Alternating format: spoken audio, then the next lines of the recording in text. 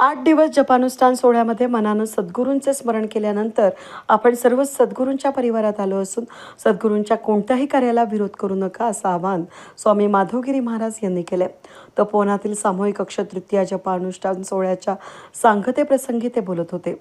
1989 मध्ये अक्षय तृतीयेच्या मुहूर्तावर सद्गुरू जनार्दन स्वामी महाराज यांनी श्री शर्वायेश्वर महादेव मंदिराची प्राणप्रतिष्ठा केली होती. तेव्हापासून अक्षय तृतीयेच्या शुभमुहूर्तावर प्रतिवर्षी जप अनुष्ठान सोहळ्याचं आयोजन करण्यात येतं.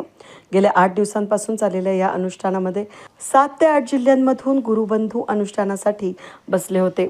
श्री श्री अनंत विभूषित स्वामी योगी यतिराज माधवगिरी महाराज यांच्या प्रमुख मार्गदर्शनाखाली झालेले जप अनुष्ठान सोहळ्यामध्ये दररोज पहाटे नित्यनियम विधी सत्संग, प्रवचन, आरती, हनुमान चालीसा, फलाहार, प्रवचन असे धार्मिक कार्यक्रम यावेळी संपन्न झाले. जगानं कोणालाच वाईट म्हणायचं सोडलं नाही. त्यामुळे जगाकडे पाहू नका, तर जनार्दन स्वामींसारख्या जगदीशाकडे पहा असा बोध स्वामी माधवगिरी महाराज यांनी गुरुबंधूंना दिला.